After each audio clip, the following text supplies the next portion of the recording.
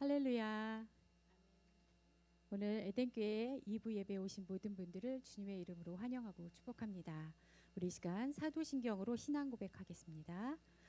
전능하사 천지를 만드신 하나님 아버지를 내가 믿사오며 그 외아들 우리 주 예수 그리스도를 믿사오니 이는 성령으로 잉태하사 동정녀 마리아에게 나시고 본디오 빌라도에게 고난을 받으사 십자가에 못 박혀 죽으시고 장사한 지 사흘 만에 죽은 자 가운데서 다시 살아나시며 하늘에 오르사 전능하신 하나님 우편에 앉아 계시다가 저리로서 산 자와 죽은 자를 심판하러 오시리라.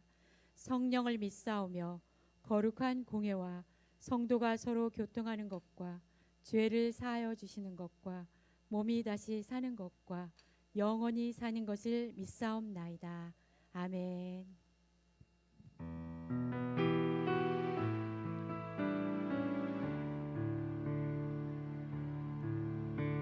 나 무엇과도 주님을 바꾸지 않으리. 다른 어떤 은혜 구하지 않으리.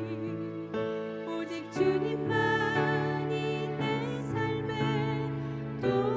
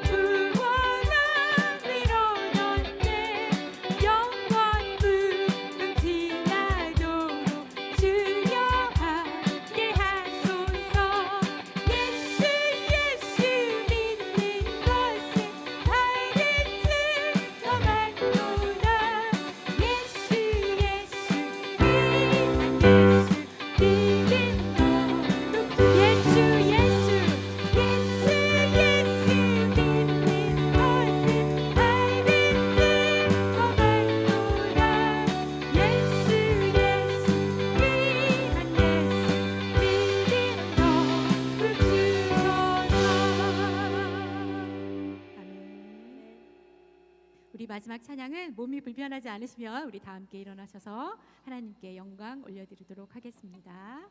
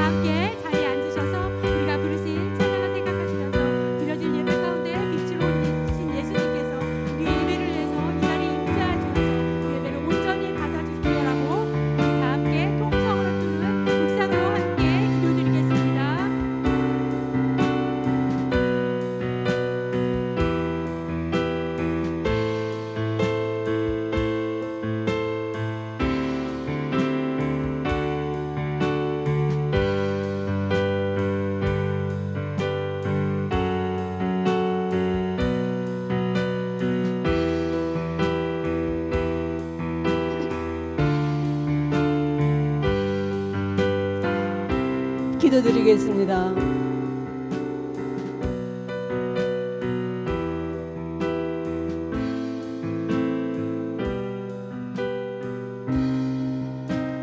하나님께 영광이요 땅에서는 하나님이 기뻐하시는 사람들 중에 평화로다 하시니라. 평강의 왕으로 가장 낮은 구위에 오신 예수님을 기다리며 다시 오실 주님을 사모하며 기다리는 대림절 셋째 주일날에 거룩한 주일 예배를 올려드립니다. 2025년도에 우리 에덴교회에서 계획한 모든 사역들을 아름답게 열매 맺도록 인도하여 주신 은혜에 또한 감사를 올려드립니다. 주님께서 베풀어 주신 은혜와 축복을 감사하지 못한 채 잊었던 순간순간을 용서하여 주옵소서. 예수님께서 이 땅에 우리를 구원하러 오신 성탄의 기쁨을 함께 나누고자 실세하는 제6회 초청 전도주일 사역을 축복하여 주옵시고 초청된 귀한 생명들 구원의 은혜가 그들의 영혼 속에 예수님을 영접하여 쓰임받는 택한 하나님의 자녀들로 삼아 주옵소서. 사랑과 권능에 충만하신 하나님, 간절히 바라고 원하오니 다음 세대를 위한 교육관 건축이 오는 2026년도에는 아름답게 완공되어 기쁨으로 주님께 영광 돌리게 하옵소서. 교육부에 속한 모든 자녀들이 믿음 안에서 작은 불을 켜서 어두운 세상에 사랑의 빛을 발하는 자녀들로 성장하게 하옵소서. 기름부어 세우신 우리 인석진 목사님 영육간을 강건하게 하옵시고 2025년 한 해가 저물어가는 이때에 주시는 귀한 말씀으로 육신은 세잔해져도 믿음과 충성은 시들지 않게 하옵시고 새롭게 맞이하는 2026년도에는 우리의 삶이 부족해도 보혜사 성령의 능력으로 등에 지면 짐이 되지만 가슴이 안으면 사랑이 되는 한 해를 살아가게 하옵소서. 세상을 이기신 주님만을 앙망하며 영혼 구원에 애쓰시는 선교사님들 주의 능력으로 함께하사 기쁨으로 소망의 귀한 영혼들을 마음껏 구원의 길로 인도하게 하옵소서. 영육간의 연약한 심령들 약속하신 말씀으로 병든 몸과 마음의 소망을 갖게 하시고 능력의 주께서 친히 고쳐주시고 깨끗게 하여 주옵소서.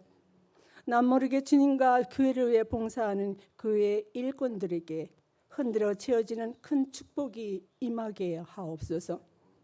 엘사다이 전능의 하나님의 능력만을 믿고 저 높은 곳을 향해 달려가는 2026년도가 되기를 간절히 바라오며 이 땅에 오신 예수 그리스도의 이름으로 감사하며 기도드리옵나이다.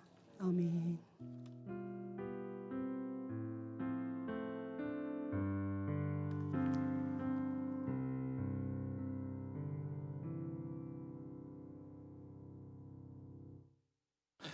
할렐루야. 예, 아멘. 우리 주님께서 저와 여러분들을 하나님의 또 거룩한 자리에 불러주셨습니다. 이 시간 우리가 하나님 말씀 듣기 전에 교회 소식 같이 또 나누고 그리고 하나님 말씀 같이 듣도록 하겠습니다. 주보 같이 한번 보시면서 살펴보시면 좋을 것 같습니다. 연말이기 때문에 여러 가지 행사와 사역들이 좀 많이 있습니다. 한번 주보 같이 보실까요? 오늘 정기 당회 및 정책 당회가 이어집니다. 기도해 주시기 바라고요. 특별히 이제 우리 제6회 초청 전도주일 기도해 주셨는데요. 이제 다음 주입니다. 여러분들 이렇게 또 밴드도 다 차고 다니시고 그죠? 예. 그러실 텐데 혹시 2차 초대장 나눠드릴 거 받지 못하신 분들은 한 몇 개 이렇게 여분이 남아 있으니까 나가시면서 테이블이라든지 혹은 부족하면 저한테 말씀해 주시면은 제가 급조해서 또 얼마든지 만들어 드릴 수 있으니까 말씀하십시오. 그래서 한 주밖에 안 남았으니까 우리 다 초대장도 소진하고 주님 명령 따라서 한번 나가겠습니다. 그 다음에요, 우리 초청전도주일 다음 주일 성탄절이자 초청전도주일인 다음 주 우리 여기서 여러 가지 그 예배 때 하는 것들 훌라라든지 우크렐레라든지 연극 그거 리허설하기 원하시는 분들은 저한테 말씀해 주시기 바라고요. 특별히 오늘은 그 연극 팀에서 12시 반부터 그렇게 리허설이 있다고 합니다. 아니면 혹은 식사 마치고 최대한 빨리 오시면은 우쿨렐레 연습하시기 전에 하실 수가 있겠습니다. 이 자리로 오시면 감사하겠고요. 그리고요 송년주일 예배가 다음 주에 있습니다. 여러분 주보 속지를 한번 같이 보시면 더 자세하게 제가 좀 더 설명해 드리겠습니다. 자, 다음 주는 우리 성탄주일이자 초청전도주일로 11시 연합 예배입니다.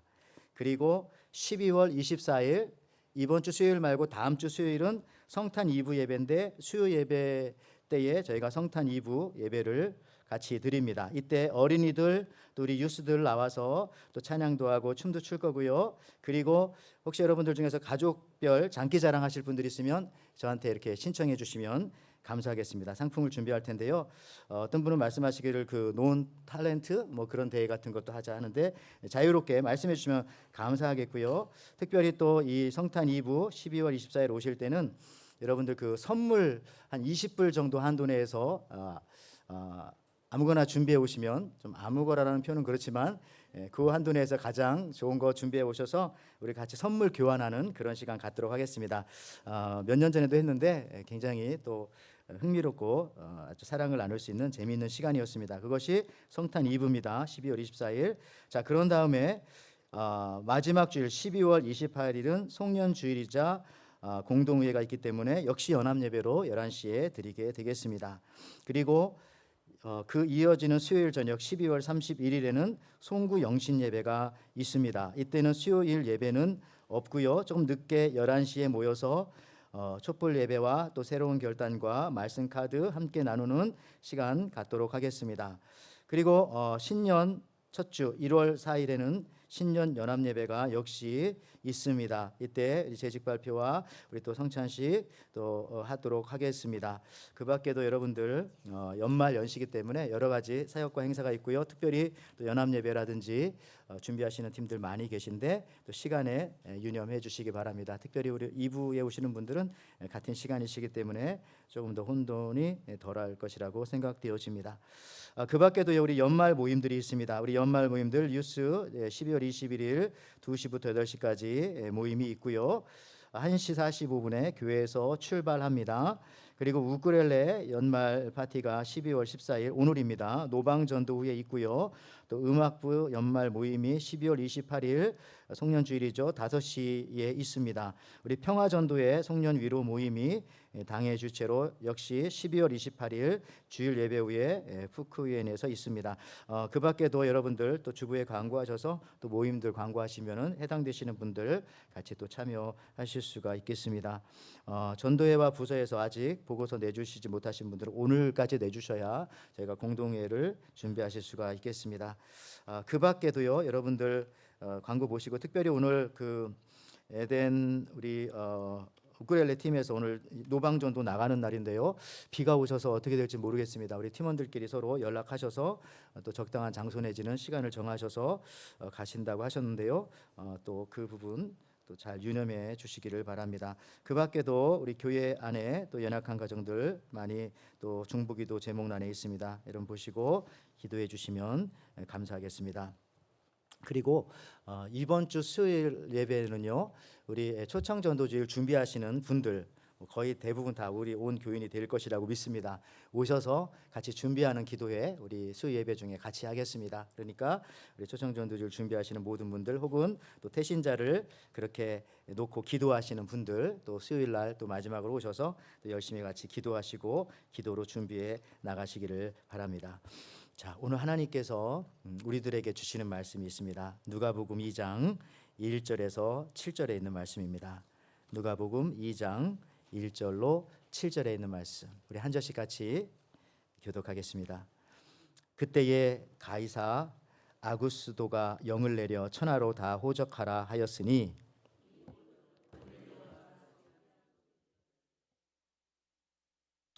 모든 사람이 호적하러 각각 고향으로 돌아가매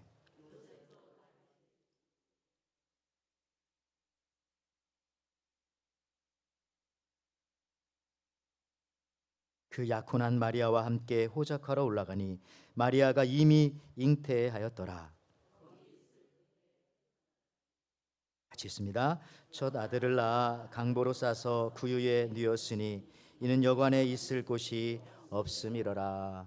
아멘. 자, 오늘 하나님께서 우리들에게 누가복음 2장 1절에서 7절 말씀 그렇게 저희들에게 허락하여 주셨습니다. 오늘 제목은 길 위에 오신 예수님, 이런 제목으로 같이 또 은혜를 나누고자 합니다. 우리 한번 옆 사람과 같이 한번 인사했으면 좋겠습니다. 한번 이렇게 인사할까요? 주님 오심을 기다립니다. 한번 인사하겠습니다. 네, 한 번 더 이렇게 또 말을 건네 보시면서 인사하실까요? 어디서 주님을 기다리십니까? 자, 어디서 주님을 기다리십니까? 뭐 그렇게 즐거운 일 있으십니까? 비가 오시기 때문에 그럴까요? 자, 어디서 기다립니까? 우리 인생길에서 기다리죠. 어느 길에서? 우리 인생길에서. 여러분, 여기 보면 세상에서 가장 짧은 시가 있어요. 프랑스 시인인 르나 르고의 제목은 뱀이라고 하는 시입니다.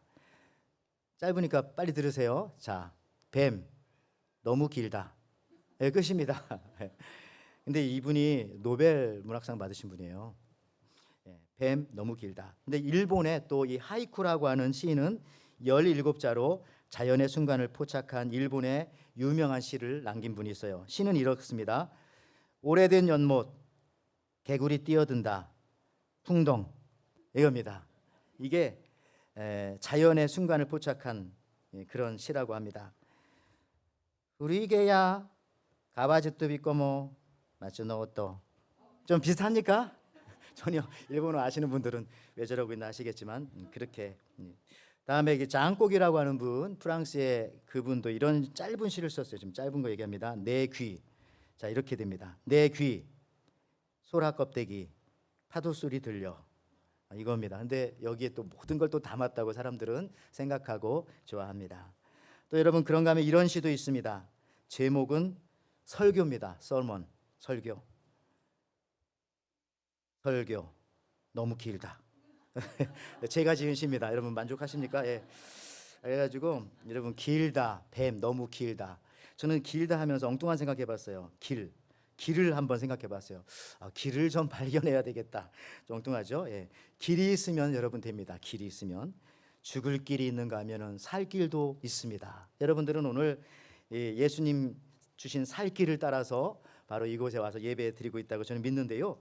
여러분, 성경에 보면은 길을 가다가 예수님을 만난 사람들이 꽤 많이 있습니다. 대표적으로 사도 바울이죠. 사도행전 9장 3절에 사울이 길을 가다가 다메섹에 가까이 이르더니 호련히 하늘로부터 빛이 그를 둘러 비추는지라. 이때 사도 바울이 예수님 만났는데 어디서요?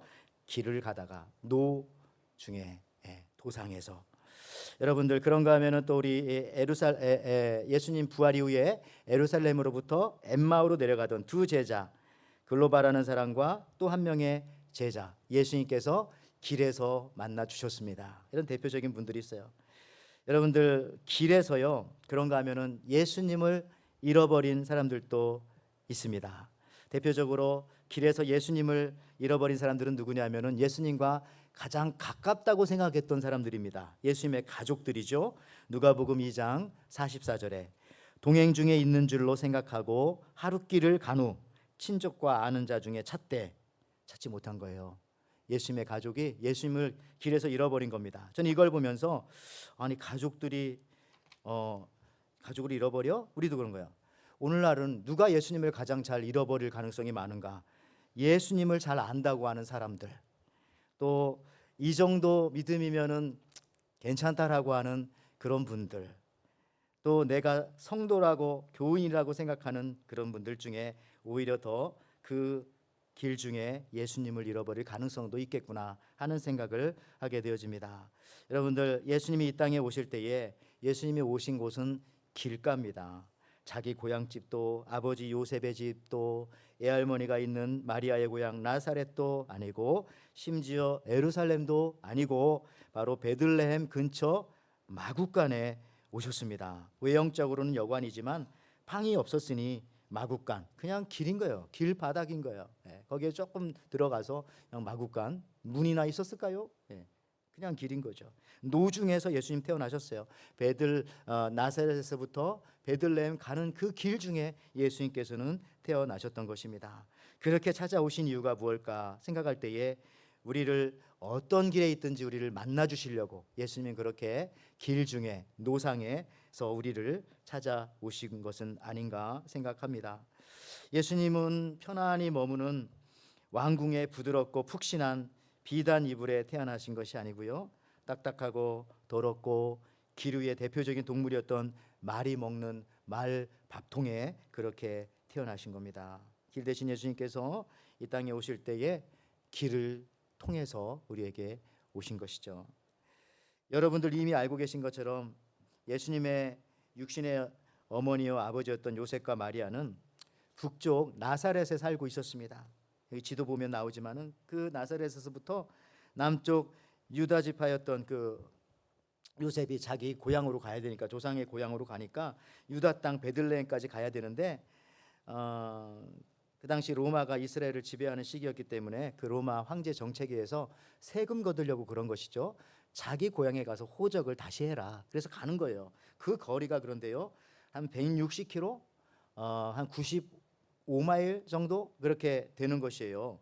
그게 직선거리가 그렇지 사실은 직선으로 잘 안 갔어요. 이렇게 돌아가고 그러면 그거보다 훨씬 더 먼 그런 거리인데, 그 당시에 20대 후반인 남편 요셉, 물론 어떤 사람들은 뭐 30대라고도 추정합니다만은 어쨌든 20대 후반인 요셉인 남편, 그 다음에 마리아는 천주교에서는 13살이라고 합니다.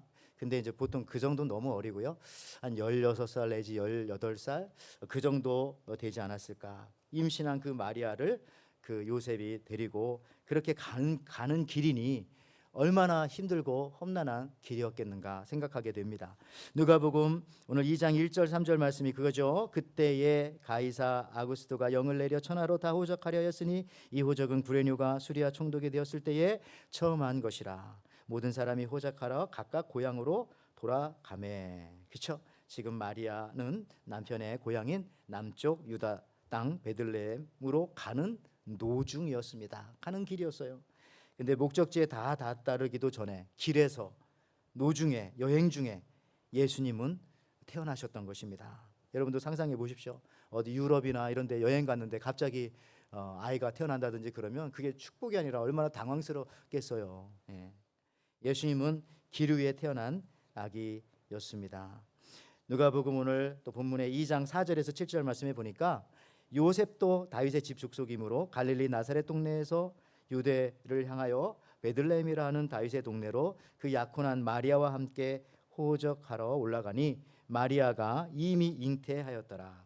거기 있을 그때에 해산할 날이 차서 첫 아들을 낳아 강보로 싸서 구유에 누였으니 이는 여관에 있을 곳이 없음이로라. 예수님은 여러분 길 위의 아이였습니다. 이런 예수님이 나중에 십자가를 지시면서 살 길을 만드셨죠. 살 길을. 근데 예수님이 산 길이시기 때문에 예수님이 십자가 죽으시면서 살 길을 만들어 주신 겁니다. 여기 히브리서 10장 19절 20절 말씀에 그러므로 형제들아 우리가 예수의 피를 힘입어 성소에 들어갈 담력을 얻었나니 그 길은 우리를 위하여 휘장 가운데 열어놓으신 새로운 살 길이요 휘장은 곧 그의 육체니라. 그 길, 예수님 말하는 것이죠. 근데 그 길은 무슨 길이냐? 산길인데 그 산길이 바로 살 길이다. 그렇게 말씀하고 있습니다. 실로 여러분, 우리 이 기독교는 길 위에 그런 종교예요. 길 위에 조용한 책상에서 혹은 첩첩산중 은밀한 곳에서 비밀리 몇 사람이 모여서 뭘 하고 만들고 그런 종교가 아니고요. 기독교는 여러분들 길 위의 종교로서 지금도 움직이고 있고요. 지금도 우리 기독교는 계속해서 진행되어지고 있는 겁니다.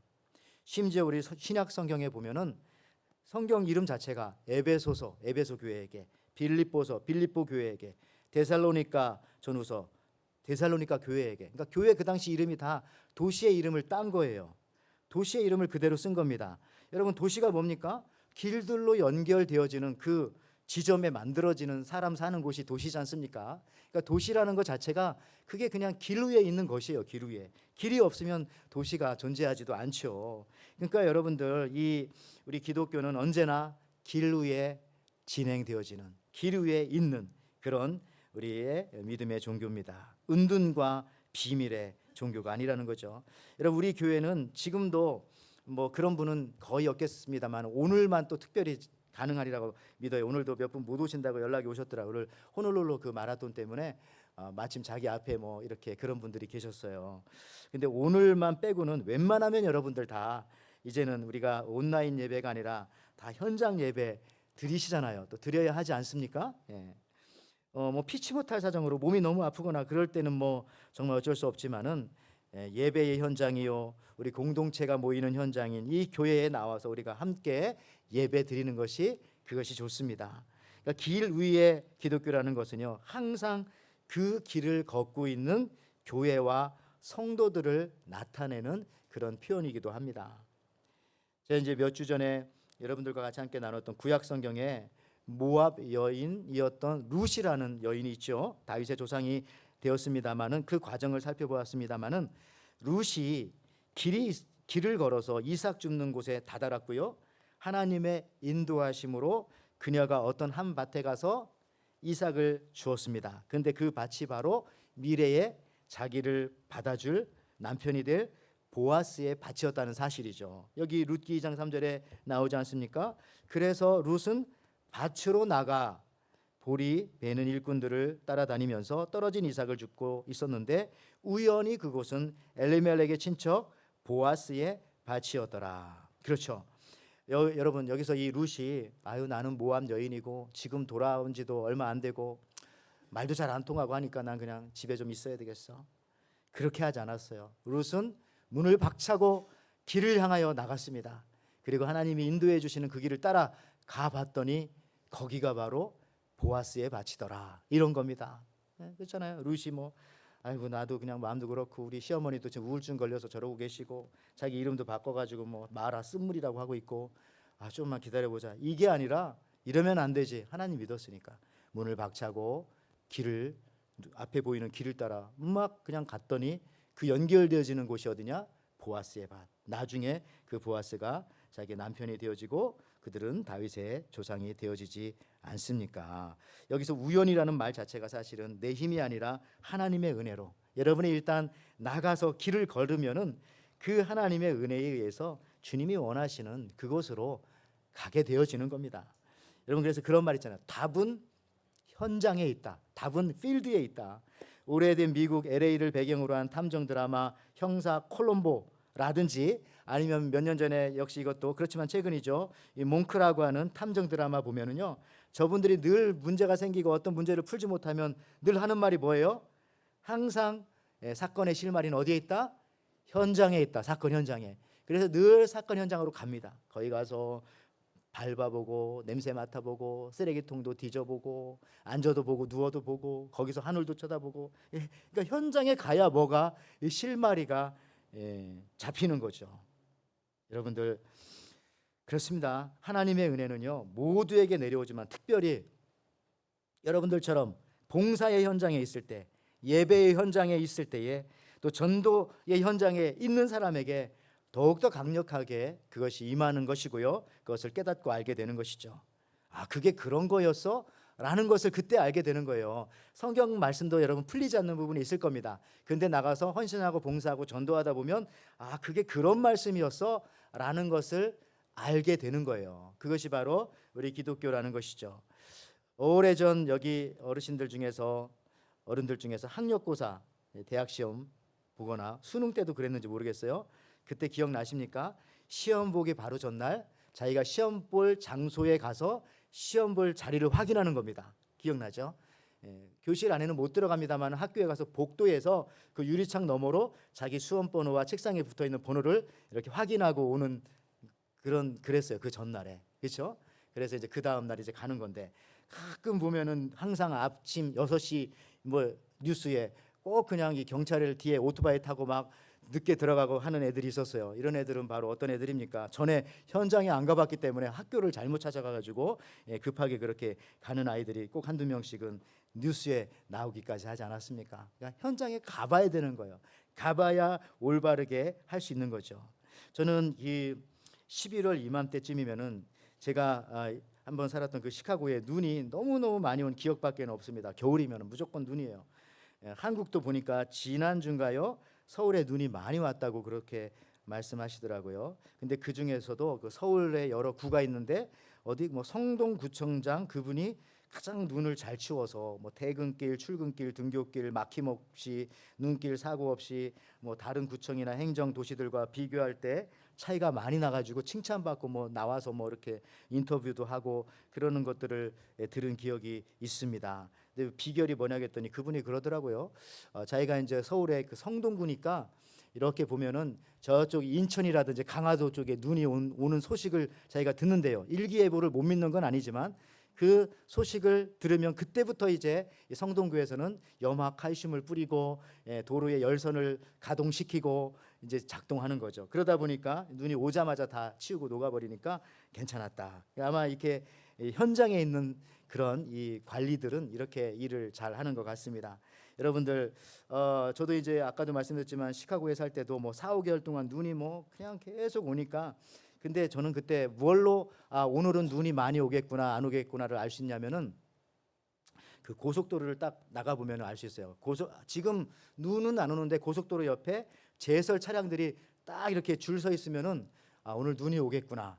그리고 그 간격도 되게 촘촘하게 있으면 오늘 눈이 더 많이 오겠구나. 이런 거를 금방 알 수 있습니다. 그러니까 여러분들이 현장에 있는 사람들은 금방 그런 거를 알게 돼요. 깨닫게 되어지고. 여러분 마찬가지입니다. 우리가 하나님의 말씀과 신앙생활이 왜 이렇게 뭐 따분하고 뭐 재미가 없고 어떤 때는 아유 21세기에 뭐 AI가 나고 지금 우리가 뭐 이 신앙생활 하는 게 뭐 맞는 거야. 그거 아닙니다. 가만히 있으니까 그런 거예요. 현장에서 직접 발로 뛰어보면 여러분 이 예수 믿는 것보다 이 성경 말씀보다 이 말씀이 우리 삶 속에서 실현되는 것보다 더 재밌고 더 흥미있고 더 익사이팅하고 더 은혜로운 것이 어디 있습니까? 여러분 그런 거예요. 마가복음 8장 27절 말씀에 여기도 보니까 세번역 성경이지만요. 예수께서 제자들과 함께 빌립보의 가이사라에 있는 여러 마을로 길을 나서셨는데 도중에 제자들에게 물으셨다. 사람들이 나를 누구라 하느냐? 그때 베드로가 유명한 대답을 하죠. 주는 그리스도시요 살아계신 하나님의 아들이십니다. 베드로가 이때 엄청 칭찬을 받았어요. 근데 여러분들 이게 다 어디서 벌어진 겁니까? 뭐 가버나움 회당에서 예루살렘 회당에서 성전에서 아니죠. 길에서 묻고 길에서 답을 해주셨습니다. 무슨 의미가 있을까요? 신앙은 이런 것이야. 네가 나를 그리스도요 주로 깨닫기 위해서는 이 길을 나와 같이 걸어야 알게 될 거야 라고 하는 의미가 혹시 그 속에 있지 않을까요? 그러니까 세상에서 가장 멋진 질문, 세상에서 가장 멋진 답이 저는 이거라고 생각하는데 이 일이 벌어진 곳이 바로 노중에, 도중에, 길에서 그런 겁니다. 여러분들 예수님의 사역 중에 길에서 일어난 일들이 많습니다. 길을 가다가 12의 혈루증 여인을 주님께서는 고쳐주셨고요. 그 여인이 길로 나왔기 때문에 고침을 받았고 또 소경 바디메오를 길에 앉아있는 소경 바디메오를 주님께서 고쳐주셨습니다. 여러분 그러므로 주님을 만나는 가장 좋은 방법은 바로 길로 나오는 거예요. 길로. 집안에 방 안에만 있으면 안 됩니다.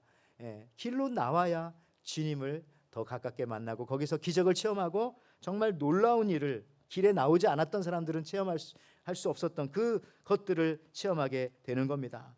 그 길에서 치유와 큰 기적을 체험하시기 바라고요. 여러분들 우리가 영적으로 길 위에 사시기 바랍니다. 길은 오랫동안 멈추고 머무르는 곳이 아니에요. Moving forward, 계속해서 전진하라고 있는 곳이 바로 길입니다. 여러분 길은 피곤한 장소가 아니에요. 저는 길 갈 때 좋아요. 항상 길을 걸어갈 때도 달려갈 때도 여러분 드라이브하고 갈 때도 얼마나 길이 참 좋습니까? 오히려 가만히 집에 10시간 동안 있으라면 그게 힘들지 않겠어요? 여러분도 지금 이렇게 1시간 있는 것도 힘들어가지고 지금 막 길을 뭐 알아보고 그러시는데 이게 뭐 길이 좋은 거예요. 길은 사실 길을 잘 가면 그것보다 좋은 게 유쾌한 게 어디 있습니까? 왜? 길은 늘 변화하고 늘 전진하고 더 나아가서는 목적을 향해서 가는 도구이기 때문에 그래서 길은 좋은 거예요. 그래서 길은 치료의 장소이고 길은 또 만남의 장소이고 길을 통해서 만나지 길을 통해서 안 만나면 도둑놈 만나는 거잖아요. 담을 넘어 들어오니까 길은 만남의 장소고 그리고 신약 성경에 보면은 구원받은 우리 이 구약의 성도들을 가리켜서 광야 교회라고 해서 광야 교회. 오늘날 이 신약 교회도 일종의 광야 교회이기도 합니다. 자, 사도행전 7장 8절에 38절에 이렇게 나오죠. 시내산에서 말하던 그 천사와 우리 조상들과 함께 광야 교회에 있었고 또 살아있는 말씀을 받아 우리에게 주던 자가 이 사람이라. 여러분 이 광야 교회라고 하는 이 표현들 그러니까 이게 무슨 얘기냐면 교회는 머물러 있으면 안 된다는 겁니다. 그렇죠? 사막에다가 교회 지어놓고 있으면 안 되잖아요. 광야는 빨리 지나가라고 있는 거예요. 왜? 목적지 가나안 땅이 있으니까. 그러니까 교회는 광야 교회 거기 있으라고 거기 있게 해준 게 아닙니다. 광야에는 길이 없는 것 같지만 사실은 광야는 전부 다 길이에요. 주님만 있으면 어디를 가도 다 길인 거죠. 즉 지나가야 하는 길이 바로 광야 길입니다. 그곳에 머물러서 집을 짓고 광야에 머물러서 농사를 짓고 그렇게 사는 곳이 아닙니다. 그냥 지나가야 하는 길이라는 거죠. 사실 그게 광야고요. 그러니까 오늘날 교회도 마찬가지인 거예요. 이 광야 같은 세상에 머물러서 우리 에덴 교회가 막 여기다 기둥 세우고 뭐 우리가 뭐 천년 만년 뭐 여기서 살자 그거는 비성경적인 거잖아요. 주님 오심을 기다리는데 그냥 우리는 지나가는 거예요. 우리는 이 시간에 그냥 여기다 갖다 놨으니까 이 교회가 내 교회고 여기서 그냥 주님 믿는 거죠. 그냥 또 우리는 지나가는 거예요. 전에 우리 선배들이 여기서 예수님 잘 믿다가 다 지나가셨던 것처럼 우리는 그냥 지나가는 거죠. 이 또한 지나가리라. 그러니까 뭐 따지고 보면 큰 문제도 없고 큰 사건도 없는 것이에요. 지나가는 거니까. 여러분 이거 아십니까? 물고기와 그 지렁이 사람이 만지면은 화상을 입는데요. 걔네들이 왜냐하면은 뭐 지렁이를 만져본 사람은 별로 없겠지만은 살아있는 생선을 여러분들 만져보셨습니까? 뜨겁지 않잖아요. 보통 사람이 물고기를 만지면 물고기 입장에서는 섭씨 80도나 90도 거의 끓을 정도잖아요. 그 정도의 그 뜨거움을 느끼면서 화상을 입는다고 합니다. 그래서 여러분 저는 이런 생각을 해봤습니다. 우리가 생각할 때 우리가 만지면 다 좋은 것이라고 생각합니다. 내가 만지고 내가 고치고 내가 쓰다듬고 내가 막 이렇게 이렇게 근데 아니에요. 오히려 우리가 머물러 있다고 우리가 만진다고 그게 다 좋은 게 아니더라고요. 때로는 너무 내가 만져서 영적으로 화상 입은 자녀들도 많고요. 내가 너무 만져가지고 그냥 상처 입은 내 친구들도 많고 어떤 때는 목회자도 교인을 너무 만져주면 나중에 그냥 화상 당해요. 그냥 주님이 만져주시기를 바라고 어떤 때는 이 광야에 버리는 것처럼 버리면 안 되겠지만 주님께 맡기는 시간도 있어야 되고 다 그런 거라고 생각을 합니다. 여러분들 머무르려고 하기에 그냥 지나가는 거예요. 머무르려고 하기에 거기에 화상이 있고 문제가 생기는 거죠. 그냥 머무르려고 한다는 것은 안정을 추구하기에 여러분 교회는 단 한 번도 안정적인 교회는 없어요. 늘 바뀌고 늘 변화하고 늘 전진하는 그런 교회이기 때문에 안정적이면 그때부터 교회는 썩기 시작하고 병들기 시작하고 그렇잖아요. 욕심을 차리기 시작하고 그러는 거죠. 우리 성도들도 마찬가지예요. 우리는 계속 길 위에 있는 성도들입니다. 계속해서 나아가야 돼요. 그래야 부패하지 않고 그래야 썩지 않고 욕심이라고 하는 벌레가 우리 속에 생기지 않는 겁니다. 광야 교회는 지나가는 교회다. 그렇습니다. 여러분들 길 가운데 있는 우리 교회의 모습, 길 가운데 있는 우리 성도들의 모습. 왜? 예수님께서 길 위에 우리에게 찾아오셨기 때문에 그 출생부터 시작해서 그분의 삶이 그러셨기 때문에 여러분 예수께서 길에서 만난 여러 사람들 중에 대표적인 사람이 아까 말씀드렸던 바디메오인데 이분을 잠깐만 살펴보기를 원합니다. 요한복음 9장 1절에 이렇게 나옵니다. 예수께서 길을 가실 때에 벌써 길이 나오죠. 길을 가실 때에 맹인된 사람을 보신지라. 맹인이 볼 수 없으니까 주님이 보신 거예요. 그러니까 우리가 못 봐도 괜찮아요. 주님이 우리를 보시면 되는 거예요. 내가 주님을 보는 게 중요한 게 아니라 주님이 나를 봐주시는 게 중요한데 길을 가실 때에 우리를 봤어요. 바디메오를 봤어요. 중요한 것이 이때 바디메오가 그렇다면 어디 있었다는 거예요? 길가에 있었구나. 집에 있었으면 못 봤겠죠. 예수님 만납니다. 좀 더 정확히는 길가에 있었는데, 그런데 예수님이 길에서 그를 찾아오셨고, 그는 예수님의 사랑과 능력으로 결국은 눈을 뜨게 되었고요. 그리고 눈을 뜬 바디메오의 말씀하신 내용은 주님이 뭐라고 하냐면은 눈 뜬 다음에 바디메오에게 가라 그랬어요. 그러니까 눈을 안 뜬 상태에서 가라 그러면은 어떻게 갑니까? 근데 눈을 딱 떠주고 나니까 바디메오 움직이고 싶었겠죠. 이 말은 뭐냐면 네가 보는 그 길을 따라서 가라 이런 거죠. 너 이제 길이 보이지? 그 길을 따라서 가라. 마가복음 10장 51절 52절 말씀입니다. 예수께서 말씀하여 이르시되 내게 무엇을 하여 주기를 원하느냐? 맹인이 이르되 선생님이여 보기를 원하나이다. 예수께서 이르시되 가라 내 믿음이 너를 구원하였느니라 하시니 그가 곧 보게 되어 예수를 어디서 따라요? 여기서도 보니까 길에서 따라가니라. 그러니까 예수님을 따라갔다는 것은 예수님의 길과 이 바디메오와 길이 같은 길이에요? 다른 길이에요? 같은 길을 간 거예요. 주님 따라갔으니까 같은 길에서. 여러분 이게 바로 바디메오의 은혜요 축복입니다. 소경 바디메오 여기서 사명을 받게 되는 것이죠. 그냥 바디메오가 안 보인다고 그냥 방 안에만 있고 아무것도 안 하고 이불을 뒤집어 쓰고 있고 그랬으면 주님을 만나지 못했어요. 길에 있으니까 길을 지나가시던 주님을 만나서 고침을 받았을 뿐만 아니라 넌 나를 따라오너라. 예. 주님으로부터 사명도 받게 되어지는 겁니다. 여러분 초대교회 모습 중에 하나를 더 소개시켜드리면 복음을 전도했던 빌립이 이디오피아 내시를 통해서 이디오피아 내시에게 은혜를 준 게 있어요. 사도행전 8장 39절 말씀 보시면요, 여기서 둘은 빌립과 이디오피아 내시입니다.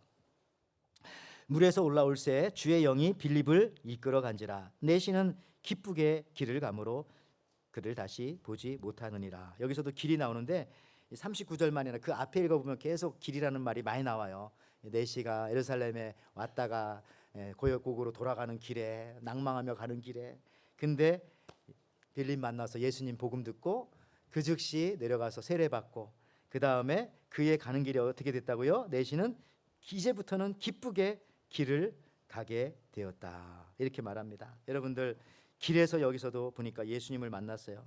예수님 길 대신 예수님을 전파하는 빌립을 통해서 그 길에서 세례까지 받았던 이디오피아 내시는 더 이상 슬픔과 우울한 마음으로 고향으로 내려가지 않고요, 이제는 기쁘게 감사하게 복음을 들고 길을 가게 되었다는 거죠. 완전히 길이 바뀐 거죠. 우울함의 길에서 기쁨의 길로.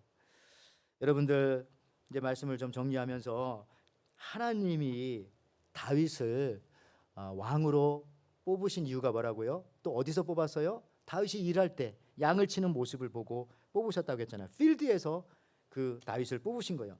시편 78편 70절에서 72절 말씀 보십시오.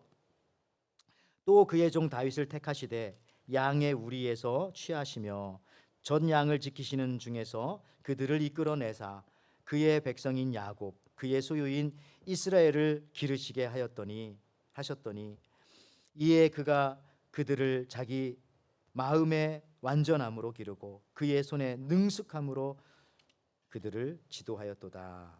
예. 그러니까 이 다윗이 양치는 모습을 보고 하나님께서 다윗을 이스라엘의 왕으로 삼아 주셨다는 겁니다. 마음의 완전함과 손의 능숙함을 보시고. 근데 여러분들 이 이스라엘 사람들은요, 일단 그들이 성경을 봐요. 토라. 근데 토라보다 더 많이 보는 게 뭐냐면은 미드라시라고, 이게 토라나 이 성경을 해석해 놓은 그런 책입니다. 그다음에 또 탈무드 뭐 이렇게 세 권을 많이 보는데 그 미드라시에 보면은 이 시편 78편 요 내용을 해석한 내용이 있어요. 이렇게 해석하고 있습니다. 이거 보시면요, 이렇게 나오네요. 미드라시에 보니까 이 78편을 이렇게 해석했어요. 그는 다 큰 양들이 풀밭으로 먼저 내리달리는 것을 막으려 했습니다. 대신 어린 양들을 먼저 이끌어서 부드럽고 즙이 많은 풀을 뜯어 먹을 수 있게 배려하려고 했습니다. 그 다음으로 그보다 더 자란 양들에게 중간급 풀을 뜯게 했고 마지막으로 젊고 튼튼한 양들을 데려다가 좀 거친 풀들을 먹게 했습니다. 거룩한 자가 말씀하셨습니다. 양들을 그들의 필요에 따라 먹일 줄 아는 그는 내 백성을 목양하라. 이게 미드라시 나오는 요 파트의 해석인 거예요. 여러분 현장에서 그 길에서 다윗의 그 마음의 완전함과 손의 능숙함, 그 실력을 기른 다윗을 하나님께서 크게 사용했다는 거죠. 오늘도 저와 여러분들 현장 속에 주님의 말씀 들고 나가고 그 말씀을 실천하는 사람들을 하나님께서 다윗처럼 쓰시는 겁니다. 마지막으로 시편 142편 3절에 이런 말씀이 있어요. 내 영이 내 속에서 상할 때에도 주께서 내 길을 아셨나이다. 여러분, 우리가 인생을 살다 보면은요, 우리 마음이 상할 때가 있어요. 상처받을 때가 있고 괴로울 때가 있습니다. 나도 내 길을 모를 때가 있어요. 내가 지금 올바른 길을 가는 건가? 이게 맞는 길인가? 그러나 여러분들, 그래도 낭망하거나 절망하거나 두려워하지 말 것은 그 뒤에 있는 말씀, 주께서 내 길을 아셨나이다. 그러니까 내가 속상할 때도, 여기 속상이잖아. 속에서 상할 때, 속상할 때도 누가 내 길을 알아요? 주께서 내 길을 아셨나이다. 여러분들, 우리 에덴 교회의 2026년대에는요, 이 기류의 사람들이 많았으면 좋겠습니다. 현장의 사람들이 좀 많았으면 좋겠습니다. 머리로 예수님을 믿는 것이 아니라, 생각만으로 예수님을 믿는 것이 아니라 정말 몸으로 예수님을 믿는 저와 여러분들 되기를 바라고요. 저는 그래서 너무 기쁜 거예요. 저는 어차피 예수 믿는데 그냥 목사로서 예수 믿는 것이 늘 기쁘고 감사합니다. 여러분들도 저와 똑같이 그렇게 되면 되는 거예요.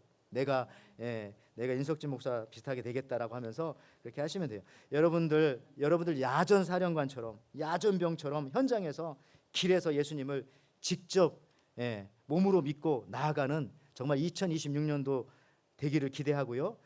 근데요, 길에서 만남도 있고 길에서 가장 좋은 것도 발견하고 얻을 수 있지만은, 아까 말씀드렸지만은 또 길에서 헤어짐도 있고 또 잃어버림도 있을 수 있어요. 그렇지만 길은 거기 머물러 있는 것이 아니라 늘 지나가는 거니까 또한 지나가리라.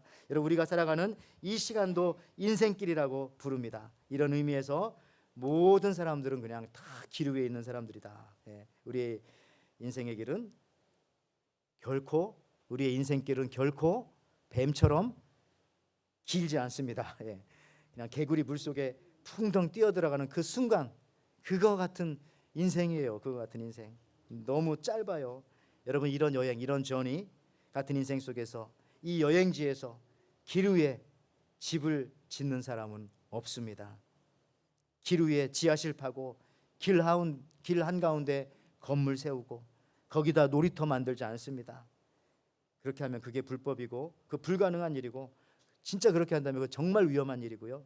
안 됩니다. 우리는 그저 우리에게 허락하신 이 길을, 인생길을 가는 그런 인생들입니다. 감사하게도 이 길 가운데에서 주님이 바디메오 만나주셨던 것처럼 늘 오셔서 상처난 부분 치료해 주시고, 닫혀 있는 부분 열게 해 주시고, 고쳐 주시고, 매일매일 새 힘 공급해 주시고, 가장 중요한 것은 이 길 끝에 누가 계세요? 우리 예수님께서 팔 벌려서 여러분들을 기다리고 계십니다. 수고했다, 잘했다, 고생했다. 기도하겠습니다. 하나님 아버지, 참 감사합니다. 우리의 인생이 길이라고 우리가 그렇게 표현했는데, 오늘 하나님 말씀해 보니까 그런 인생길에, 길 같은 인생에 우리와 만나 주시기 위해서 예수님께서도 나사렛에서 베들레헴으로 내려가는 그 노중에, 그 길 중에 태어나신 줄을 믿고요. 그래서 우리에게 산기이신 그분이 우리에게 또 살 길도 허락하여 주신 줄을 믿습니다. 우리 모든 인생들, 어떤 사람들은 내리막길을, 어떤 사람들은 오르막길을, 또 험난한 길을, 때로는 꽃길을 갈 때도 있지만은 정말 가시밭길을 갈 때도 있고, 비가 오는 길을, 또 눈이 오는 길을, 그러나 어떤 때는 또 부드러운 길을, 우리는 모르겠지만 모든 인생길 속에 하나님, 우리 주님이 함께 계시고 나를 지키시며 나를 고치시며 인도해 주신다는 그 믿음 가게 도와주시고, 더 중요한 것은 이 길 가운데에서 우리가 멈추지 않게 도와주시옵소서. 전진하여 주님 말씀 따라 나갈 때에 결국 주님 만나고 주님의 일들을 다 이루어내며 나갈 수 있는 우리 믿음의 에덴의 교회, 우리 모든 성도님들 수 있도록 축복하여 주시옵소서. 감사드리며 예수님의 이름으로 기도하옵나이다. 아멘. 아멘. 우리 이 시간 또 다음 주가 우리 성탄주일입니다. 우리 예수님 오심을 다시 한번 감사하고 또 기다리면서 우리 찬송가 122장 같이 하나님 앞에 올려드리겠습니다. 참 반가운 신도여 같이 찬양합니다.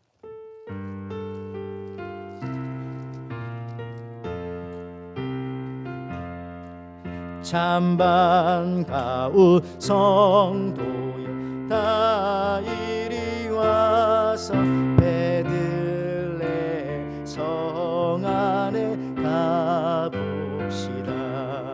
저 구유에 누이신 아기를 보고 엎드려 절하세 엎드려 절하세 엎드려 절하세 구주 나셨네. 저 천사여 찬송 높이 불러서 이 광활한 천지에 울리어라. 주 하나님 앞에 늘 영광을 돌려 엎드려 절하세 엎드려 절하세 엎드려 절하세 구주 나셨네. 이 세상에 주께서 탄생할 때에 참신과 참사람이 되시려고 저 동정녀 몸에서 나시었으니 엎드려 절하세 엎드려 절하세 엎드려 절하세 구주 나 우리 다 일어나셔서 찬양하겠습니다. 여호와의 말씀이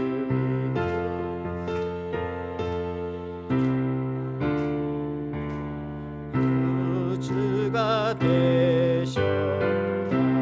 내 감사 찬송을 주 앞에 드리 엎드려 절하세 엎드려 절하세 엎드려 절하세 구주 나셨네. 아멘. 같이 기도합니다.